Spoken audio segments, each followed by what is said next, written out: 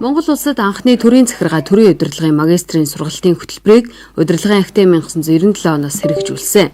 Тэгвэл өнгөрсөн он үндэсний хэмжээнд сургалтын хөтөлбөрийг магадлан итгэмжлүүлсэн бол энэ удаад олон улсын магадлан итгэмжлүүлэлийг хийхээр ажиллаж байгааг мэдээллээ. Энд суралцж байгаа хүмүүсийн төгсөгчдийн мөн энэ чиглэлийн сургалт судалгааны ажил бол бас олон улсын түвшинд хүлээн зөвшөөрөгдөхүйцээр явагдаж байгаа гэдэг ийм ач холбогдолтой ийм үйл явц учраас бид үйл ажиллагаагаа өнлүүлж байна гэж ингэж хэлж болно.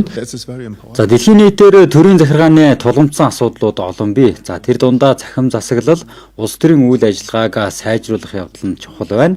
За Монгол улсын хувьд сургалтын хөтөлбөрөө олон улсын магадлан итгэмжлэлээр баталгаажуулж байгаа нь үр дүнгээ өгч сайжруулахад чухал нөлөө үзүүлнэ гэж үзэж байна.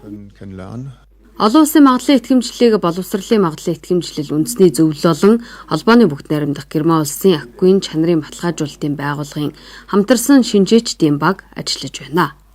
Олон улсын хөтөлбөрийн магадлан итгэмжлэлийн аквин гэдэг байгууллагын төлөөлөгчд нийт 4 хүн байна. Үндэсний шинжээчд хамтарсан ийм магадлан итгэмжлэх үйл ажиллагааг бид нар олон улсын магадлан итгэмжлэлийн үйл ажиллагаа хийхээр ажиллаж байна. Хөтөлбөрөө олон улсад магадлуулснаар бас Аз тивийн улс орнуудаас бас суралцагч илсүүлж авах тэгээд цаашдаа олон улсад өрсөлдөх чадвараа дээшлүүлэхэд энэ бол чухал үйл явдал болж байгаа гэж бодож байна. Сургалтын хөтөлбөр стандартыг олон улсын жишгт нийцүүлэх нь чухал байдаг.